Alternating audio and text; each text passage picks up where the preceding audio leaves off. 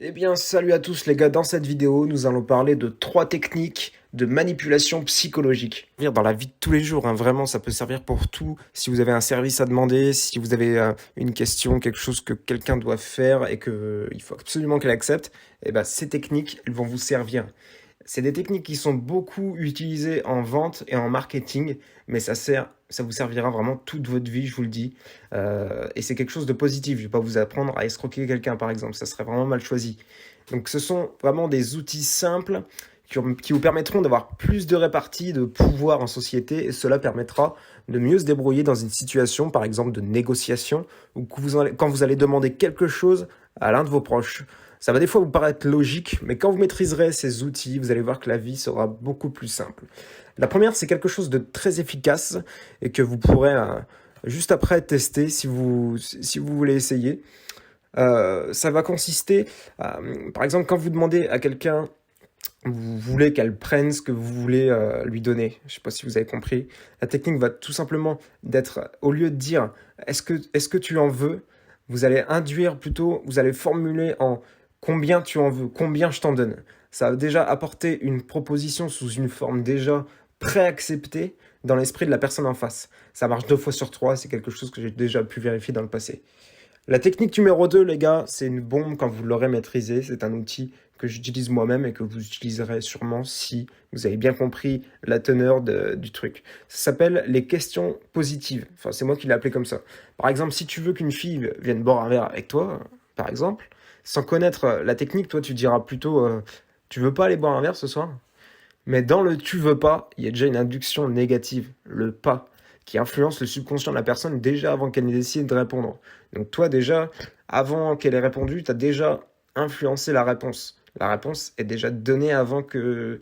Donc c'est pas bon, tu vois. Ce genre de truc, tu veux pas, tu aimerais pas, machin, il faut l'oublier les gars. Si vous voulez vraiment obtenir un oui en réponse, il faut l'oublier. On va plutôt dire, tu veux bien aller boire un verre avec moi? Tu aimerais aller boire un verre avec moi? J'aimerais bien aller boire un verre avec... C'est des choses comme ça, j'aimerais bien. Le bien, ça va mettre en position de positif.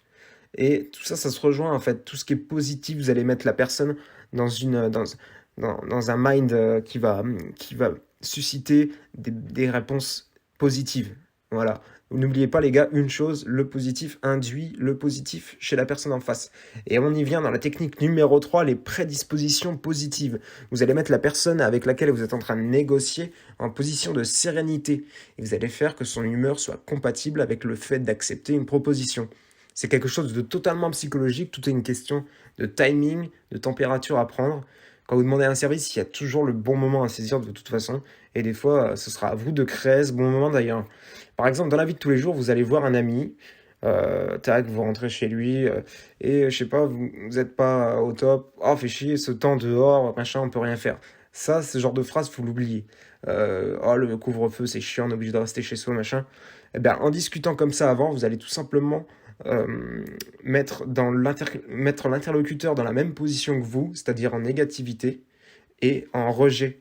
Elle va donc vous suivre dans votre démarche et statistiquement, vous avez toutes les chances d'obtenir un non en réponse. Et le pire, que ce sera de votre faute en fait.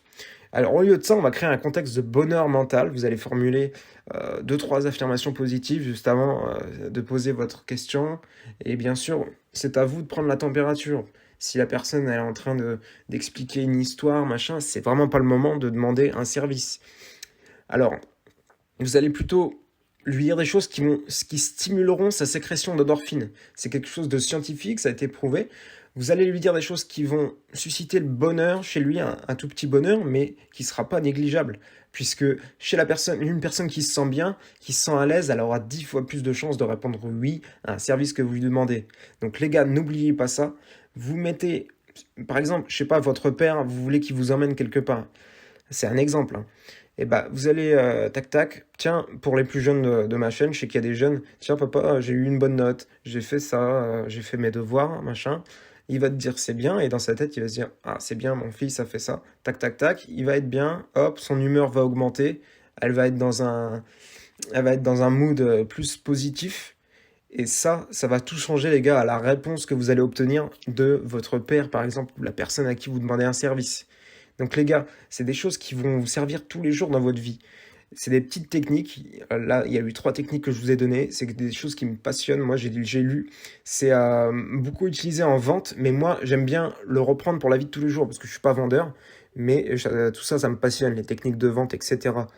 Et en fait, tout est une question de probabilité. Vous allez maximiser vos chances en mettant toutes les conditions de votre côté.